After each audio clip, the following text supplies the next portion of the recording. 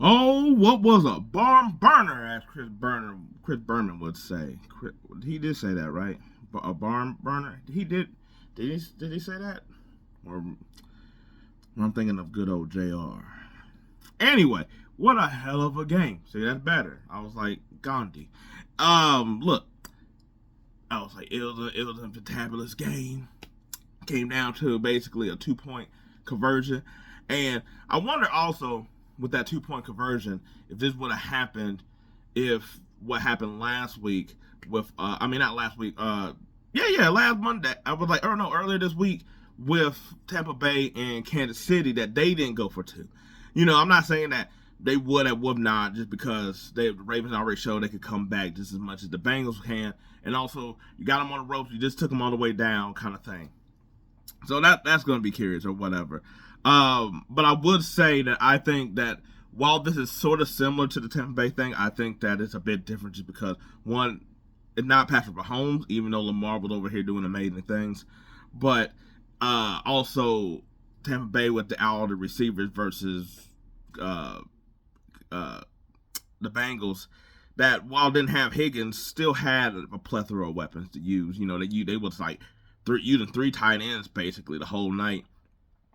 Even though Jamar Chase was killing them the whole time, I was like Lamar. Even though he wasn't running at the beginning, when he needed to run, he ran with like that scamper up the sideline to get him off the 1 yard line. I was like Derrick Henry was pretty much contained, and I was like, it was a hell of a passing night, even though it didn't seem like it from the Ravens because I was like they were just so slow and sluggish and not doing anything for nearly like 2.5 quarters and stuff like that. Even though they was matching the Bengals and the Bengals was just matching them.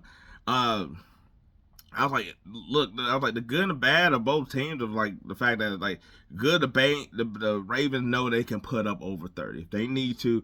They can put up over 30. They can overcome if Derrick Henry isn't balling how he was like the last previous weeks. They know they can overcome that. The bad though is the reason they gotta put up over 30 points because that defense. How I was like the fact that Jamar Chase once again is over here being like, yo, I'm just about to eclipse a single game record type of game or whatever. Like that's some stuff you do on video games. Every single time he just eats their ass up. And the crazy thing is he'll get the ball and then he has enough speed in order to get up out of there. It's crazy. I was like, yeah, I was like, and on one hand, it's like you also see why they needed pass rusher, and on the other hand, you also see why they needed somebody else, why you need another person in the secondary. I was like, if they could have just got another person to rush the pass, and then he had to be a big name, but just somebody, I felt like that would have did some good, at least to help them. The Bengals, I was like, you now you're in must-win situations pretty much. They have to basically beat the Chargers next week, who they're probably going to be competing with for a wild card spot anyway. But I was like, but I was like, their offense, no matter who's there, can pretty much be electric. I mean, yes, if you have Jamar Chase, you're pretty much going to be otherworldly or whatnot. So I shouldn't say if they swapped out T. Higgins, it'd be the same thing. It'd be a different kind of game. But I was like, there were a bunch of missed calls that should have probably happened on. I was like, I'm not even one of the people that's like, oh, roughing the passer. But I was like, I'm surprised that wasn't called. Oh, I'm surprised that wasn't called. I was like, hands to the face or whatever you want to say. I'm surprised that wasn't called. It hit the face mask like a couple times, especially on that drive. That I'm surprised that none of that was called, especially with more of a pocket quarterback. I'm surprised that wasn't called at all. But I was like, also the defense was able to really stop Derrick Henry and for like going off, and you have to make that really your focus or whatever. But then on the other end, Lamar was just passing that thing all over the place.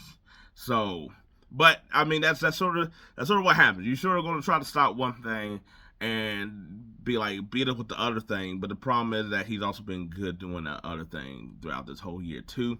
I was like, it's just that Derrick Henry just been able to do a lot of these break-off runs that look crazy and amazing, and Lamar been able to have a lot of these amazing type of like plays at the same time, So, but I was like, they still trying to. I was like, I'm glad this game sort of showed like the reason they did trade for Deontay Johnson. Not that Johnson had a good game or whatever like that, but the fact that it's like if we have to be in a situation where we can't ride Derrick Henry, we got a plethora of people. Bateman, Flowers, they're there. I was like Nelson Aguilar caught the touchdown today. I forgot he was there, to be honest, or whatever. And they got Tyrone Wallace, who they've been having basically at the same time as Bateman or whatever like that, basically with special teams and stuff like that. But was able to show out today. So, and then along with Dante Johnson, so you got. I was like, you got around 5 receivers, but we're talking about talent wise, you probably got somewhere of like Zay Flowers, Johnson, Bateman. I think Zay Flowers probably the most talented out of all of them, and then I was like, I think Deontay Johnson has more talent than Bateman, to be honest. I was like, at least the way they use him for the most part, and he's had so many injuries too. I was like, I don't think he was as explosive when he first came in the league. But anyway, you still got 5 receivers that's like, hey, unless 2 of them go down at the same time, we're good here. And you got to forget that they didn't have Isaiah Likely either. And they had Mark Andrews. So guess what? They got a plethora of weapons that they're just like, yo, if you try to stop this tank in the back. They got Kenneth Mitchell back as well. I was like, the Ravens are rolling right now. They just got to get their defense to at least be a little bit more bend don't break. God, they're doing both. I was like, they doing both. I was like, they bending and breaking and bending. I was like, they over here twisting around and all this other stuff. I was like, their whole defense sometimes it's like when they're on against certain teams, but then get them elite team, they're gonna have a hard time basically with all this. But the Bengals, I was like, hey, y'all gotta come out and win. Y'all gotta do y'all thing, because I was like, I'm not gonna lie, I'd rather have them in the playoffs than the Chargers, to be honest. Just gonna cut off, like, at least I'm gonna get an entertaining ass game, if you feel me. But yeah, the Ravens, and I was like, they keep on top of. They got the Steelers next, so they stay on top of the division, and also they stay close to the Chiefs. So I was like, unless the Chiefs I was like, they might not get that number 1 seed, but they stay close enough to where they'll get that number 2 seed. Which I was like, or just in case, because I was like, the Chiefs is just going to lose a couple here or whatever. Even just off the bats of them resting guys, they'll lose a couple. But I think it all really just depends on how the end of everything looks. But anyway, that was the Thursday night football game. I was like, no deep dive analysis, just gonna tell you my assignment of watching it, because hey, we don't want to watch no boring ass games here. But anyway, peace. I'm out.